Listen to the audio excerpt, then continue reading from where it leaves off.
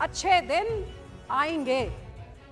लेकिन ये सरकार के 9 सालों में हैरानी इस गल दी होगी पूरे अभिभाषण में अच्छे दिन का एक जिक्र तक नहीं आया कि माड़े बड़े दिन आ गए ने, लेकिन अच्छे दिन किसी को नहीं दिस रहे। आज दे बच्चे भुखमरी दे नाल मर रहे हैगे ते असी कह रहे हैं अच्छे दिन ते हुण तां उन्हां नूं सपने आने भी बंद हो गए ने कि अच्छे दिन आएंगे, तो भरोसा चढ़ गया, लेकिन हुण तां सपने भी नहीं आ रहे। डबल इंजन सरकार, उस टाइम था डबल फार्मर इनकम, किसान की आय दुगनी करी जाएगी। 75वें साल का महा अमृत उत्सव पे डबल फार्मर्स इनकम, और पूरे अभिभाषण में कौन से किसान का इनकम डबल हुआ वो गल चर्चा ही नहीं की।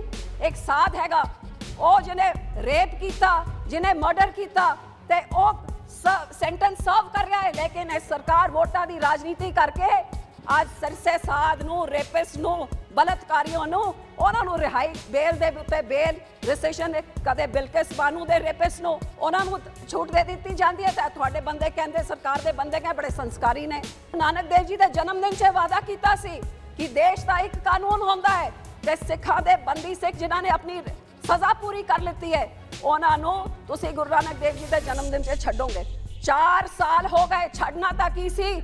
सिरसा साध छड़िया गया, बिल्किस बानू दे रेपिस्ट छड़े गए, राजीव गांधी दे कातिल छड़े गए, लेकिन सिख बंदी सिंह जेडे 30 साल तो अपनी सजा पूरी करके आज भी जेल च सड़ रहे ने। सरकार ने वादा किया, उस वादे तो मगर गए। एक ही गुरु नानक देव जी दे राह चलन वाली हर बारी विरकतरा ये सेंटर की इन्होंने तो कत्ल किया, कुछ नस्ल खुशी करी, दरबार साहब पे अटैक किया, तो आपने क्या कोई कसर कौन सी छोड़ी है?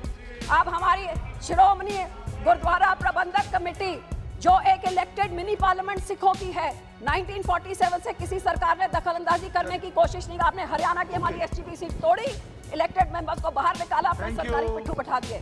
कभी आप बोल देंगे कि अच्छे दिन आ गए, कभी आप बोल देंगे नमामि गंगे, कभी आप बोल देंगे कि ये कर्तव्य पथ हो गया, ये मुगल गार्डन कुछ और हो गया। ये नाम बदलने से सर किसी का पेट नहीं भरता है, हनुमान बेनीवाल जी हटती है। काम करना हो तो आंकड़े रखिए और बातें बंद करिए। सर तुसी मैनू इस राष्ट्रपति के अभिभाषण से बोलने का तुसी मौका दिता। आज़ादी के 75 साल बाद देश की दूजी महिला ने जब अभिभाषण दिता तो मैनू उम्मीद सी कि इस सरकार की, जिस सरकार नू देशवासियों ने 2 बारी बहुत वड्डी बहुमत के नाल, पूर्ण बहुमत के नाल 9 साल का समा दिता, तो इस अभिभाषण में जरूर उस 9 साल का लेखा जोखा कि 2014 के जिहड़े दिन गिनाए जाते सी, गल्लां कीतियां जांदी सी, उन्हां दे विचों किन्नियां पूरियां होईयां ने। ते 2014 तो सब तो पहले मेरा ख्याल देशवासियों नूं दस्सिया सपना दिता गया सी अच्छे दिन आएंगे। लेकिन ये सरकार के 9 सालों में हैरानी इस गल दी होगी पूरे अभिभाषण में अच्छे दिन का एक जिक्र तक नहीं आया कि वो देश के 140 करोड़ लोगों के विच वो किन्ने लोकी ने जिन्हां ने इन्ने अच्छे दिन देख ले कि उन्होंने गरीबी रेखा तो चक के तुसी हुण इन्ना उन्होंने निर्भर बनाता हैगा कि हुण उन्हां दे दिन कदे इन्ने अच्छे होए नहीं। हकीकत है कि शायद इस देश 'च अज कोई इंसान नहीं ये महसूस कर रहा कि इन्ने अच्छे दिन तो साडे कदे होए नहीं। ये जरूर महसूस कर रहा है कि माड़े बड़े दिन आ गए ने, लेकिन अच्छे दिन किसी को नहीं दिस रहे। तो ये मैं आंकड़ियां दे नाल दसना चाहांगी। इंटरनेशनल मॉनेटरी फंड की रिपोर्ट दसदी है कि पिछले 9 सालों च हर एक हिंदुस्तानी दे उत्ते जिथे 43,124 रुपीज़ का उहदे उत्ते कर्जा होंदा सीगा, ये 9 साल बाद 1,09,375 रुपए हो गया, 250 गुना वध गया हैगा उन्हां दे उत्ते बोझ कर्जे दा। ये अच्छे दिन दे संकेत नहीं है। लेकिन जिहड़ी इनकम डिस्पैरिटी होंदी है, वर्ल्ड इनइक्वालिटी रिपोर्ट कहती है कि देश के टॉप 10% लोगों के कोल 57% of the total national income आ गई है, तो जिहड़े सब तो थल्ले 50% हैगे उन्हां दी नैशनल इनकम का हिस्सा केवल 13% रह गया हैगा। इन्नी वड्डी खाई 10% लोगों के कोल 60% दे इनकम देश की, ते 50% गरीब दे कोल कल्ला 13%। ये तो बहुत चंगे दिन लग रहे हैं। तो जे महंगाई की गल करिए तो वह 7वें आसमान 'च पिछले साल तो इस साल दे विच ही खान पीन की चीज़ां होन, पेट्रोल डीजल होए, हर एक चीज़ इन्नी महंगी हो गई है कि वड्डी वड्डी गल्लां 5 ट्रिलियन इकोनॉमी की गल असीं करदे हां, लेकिन ग्लोबल हंगर इंडेक्स 2022 ਦੀ ਰਿਪੋਰਟ ਦੱਸਦਾ ਹੈ ਕਿ 122 ਦੇਸ਼ਾਂ ਵਿੱਚੋਂ ग्लोबल हंगर इंडेक्स से आज हिंदुस्तान 107वें नंबर 'ਚ ਹੈਗਾ ਤੇ ਇਹ ਹਾਲ ਹੈਗਾ ਕਿ ਅਨੀਮੀਆ ਦੇਸ਼ 'ਚ ਬੀਬੀਆਂ ਦਾ ਤਾਂ ਬੱਚਿਆਂ ਦਾ ਵਧਿਆ ਜਾ ਰਿਹਾ ਹੈ ਤੇ ਚਾਈਲਡ ਵੇਸਟਿੰਗ ਰੇਟ 19.3 ਦੁਨੀਆ 'ਚ ਹਾਈਐਸਟ ਹੈਗੀ। सब तो वध मेल न्यूट्रिशन बच्चों दी आज हिंदुस्तान से बच्चे भूखमरी से मर रहे हैं और हम $5 ट्रिलियन की इकोनॉमी की बात कर रहे हैं।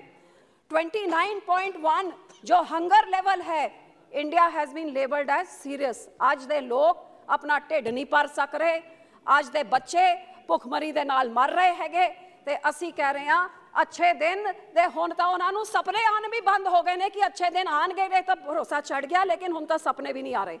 एक तरफ भुख दे नाल मर रहे ने ते दूजे पासे बेरोजगारी, 60% आबादी, डेमोग्राफिक डिविडेंड, साडा देश दा बहुत वड्डियां गल्लां हुंदी सी, लेकिन बेरोजगारी लगातार वधदी जा रही है पिछले 9 सालां च कि इन्ना कुछ हो गया है कि 60% साडे देश दे काम करन वाले लोकां दे कोल या अनएम्पलॉयड है या अंडर एम्पलॉयड हैगे।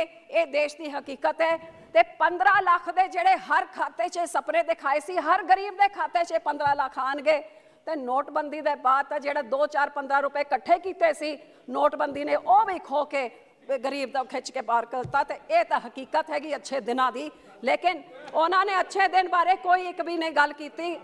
तो एक तरफ ना इस पे राष्ट्रपति जी ने कुछ बोला और ना ही उनके अभिभाषण में। लेकिन सर, मैं एक किसान प्रस्त देश से आती हूँ और मैं किसानों की बात जरूर, डबल इंजन सरकार उस टाइम था, डबल फार्मर इनकम, किसान की आय दोगुनी करी जाएगी। 75वें साल का महा अमृत उत्सव पे डबल फार्मर्स इनकम, और पूरे अभिभाषण में कौन से किसान का इनकम डबल हुआ वो गल चर्चा ही नहीं की कि खर्चा की होंदा सी। आज महंगाई के कारण किसान का हाल की है, आज हर एक चीज की महंगाई कितनी वध गई है, बीज कितने महंगे हो गए, DAP, यूरिया, ट्रैक्टर, इंप्लीमेंट, हर चीज की महंगाई तो आसमान ताईं पहुंची हुई है। ते बेचारे किसान नूं ओदी MSP डबल की है। मैं कहती कि किसान की आय डबल नहीं हुई, they have not doubled farmer income, they have doubled farmer debt, and this is, I will say, by statistics, because the honorable finance minister and Rajya Sabha has said herself that outstanding debt of farmers has risen by over 53% in last 6 years। ते जे आमदन दुगनी हुई है ते ये date किवें वध गया जे आमदन नहीं हो गई। ते इन्हां दे अपने स्टैटिस्टिक्स आ भी कहंदे ने कि हर रोज 136 किसान आत्म हत्या कर रहे हैं ते 136 के हिसाब नाल 365 दिनां च 50,000 किसान खुदकुशियां क्यों कर रहे हैं जे उन्हां दी इनकम डबल हो गई है। तो डबल इनकम की गल तो कोई करता नहीं। ये बड़ी दुख की गल है कि डबल इनकम की गल करन वाली सरकार ने काले कानून लेके आए ते काले कानून दे करते 800 किसानां नूं शहीद करता। शहीद करन तो बाद जब उन्होंने नाल वादा किया कि MSP नूं लीगल राइट बनाया जाऊगा, आज उस ओहदे विचों भी पिछे भज रहे हैं तो उस कमेटी दे नाल भी एक बड़ा धोखा किसानां नाल कीता। आज महिलाओं की बातें की जाती है कि मेरी सरकार भारत में महिलाओं के हर बाधा दूर करने वाली सरकार है। बड़ा दुख होता है इस गल कि इन्होंने अखा बंद कर लितियां ने कि इन्होंने पता नहीं कि NCRB दी स्टैटिस्टिक्स दसते ने कि पिछले साल 26.35% इंक्रीज होया है 2016 के हिसाब नाल, तकरीबन चौथा हिस्सा क्राइम वध गया। 6 लाख केस जेडे रजिस्टर होए, 4.5 lakh was crime against women. औरतां दे उत्ते अत्याचार वधदा जा रहा है ते वधूगा किवें नहीं, क्योंकि हकीकत की हैगी कि बच्चियां ते औरतां दे उत्ते जेडे अत्याचार करदे ने। अज साडे गवांढ च हरियाणे च एक साध हैगा, ओ जिन्हें रेप किया, जिन्हें मर्डर किया ते ओ सेंटेंस सर्व कर रहा है, लेकिन इस सरकार वोटां दी राजनीति करके आज सरसे साध नूं, रेपिस्ट नूं, बलात्कारियों नूं उन्हां नूं रिहाई बेल दे उत्ते बेल रिसेशन कदे बिल्किस बानू दे रेपिस्ट नूं उन्हां नूं छूट दे दित्ती जांदी है ते तुहाडे बंदे कहंदे सरकार दे बंदे कह बड़े संस्कारी ने। कदे सिरसे साध नूं परोल दे उत्ते परोल दे दित्ता जांदा है ते इस तरह ये औरतें बेटी बचूगी कि ये बेटी मारन वाले लोगों नूं। सब फिर महामहिम जी ने कहा हम गुरु नानक देव जी जैसे संतों के राह पे चल रहे हैं। भैया मैं तो आई कहना चाहती कि गुरु नानक देव जी दे 550 साल 2019 च तुसी गुरु नानक देव जी दे जन्मदिन च वादा कीता सी कि देश का एक कानून होंदा है ते सिखां दे बंदी सिख जिन्हां ने अपनी सजा पूरी कर लेती है ਉਹਨਾਂ ਨੂੰ ਤੁਸੀਂ ਗੁਰੂ ਨਾਨਕ ਦੇਵ ਜੀ ਦੇ ਜਨਮ ਦਿਨ 'ਚ ਛੱਡੋਗੇ।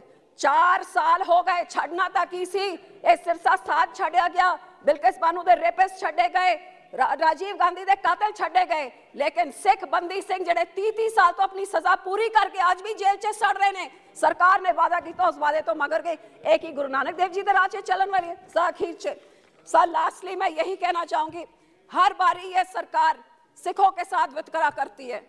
आप देखिए हर बारी वितकरा, ये सेंटर की इन्होंने तो कत्ल किया, कोई नस्ल खुशी करी, दरबार साहब पे अटैक किया, तो आपने क्या कोई कसर कौन सी छोड़ी है। आप हमारी श्रोमणी गुरुद्वारा प्रबंधक कमेटी जो एक इलेक्टेड मिनी पार्लियामेंट सिखों की है, 1947 से किसी सरकार ने दखलंदाजी करने की कोशिश नहीं की। आपने हरियाणा की हमारी एसजीपीसी तोड़ी, इलेक्टेड मेंबर्स को बाहर निकाला, अपने सरकारी पिट्ठू बैठा दिए। आज दिल्ली की कमेटी में आपका ये और वीर बाल दिवस सा हमारे बाबे दसम पिता 9वें पिता जिन्होंने शहादत दी एक धर्म को, आपके इस हिंदू धर्म को बचाने के लिए, उनके पोते बाबा के रूप हम उनको भगवान मानते हैं, उनको गुरु के रूप मानते हैं, जिन्होंने इतनी बड़ी मुगल हुकूमत के सामने अपनी जूती की नोक पर ठुकरा के कहा हमें कत्ल शहीद होना मंजूर है लेकिन धर्म परिवर्तन नहीं करेंगे। और आज देश में एक धर्म है, सबसे बड़ा धर्म है, उस गुरुओं की देन है। और ये इतने बड़े महान हमारे हमारे साहिबजादों को आपने वीर बाल बना दिया ताकि वहां महाराष्ट्र के उधर कोई सोचे कि हाँ भाई डूबने से तालाब से 2 बच्चे बचा दिए तो ये बड़े बहादुर होंगे। कहाँ ऐसे बाबों को आपने उठा के बाबा बना दिया जो इलेक्टेड बॉडी, और हमारी अकाल तक के जथेदार कह रहे हैं कि ये बाल नहीं है, ये बाबे हैं। लेकिन आप उस वीर बाल दिवस को सिखों के उनके भावनाओं पे आप छुरा मार के आप अपनी पीठ थपथपा रहे हैं।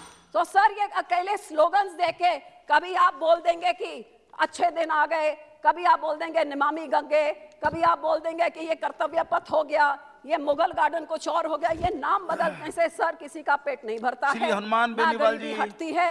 काम करना हो तो आंकड़े रखिए और बातें बंद करिए। शुक्रिया सर।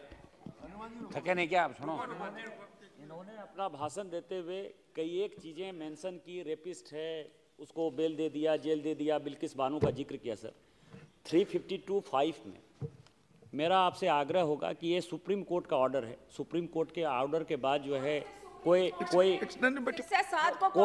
कन्विक्ट जो है, इन्होंने जो बिल्किस बानो का जिक्र किया, मैं स्पेसिफिक उसी के आधार पर हूँ सर, उसको एक्सपंज दिखवा लेंगे उसको, ठीक है, उसको दिखवा लेंगे। बैठिए हो गया। जो माननीय सदस्य ने आपत्ति जताई उसको दिखवा लेंगे, और यदि वो अनुमन्य नहीं तो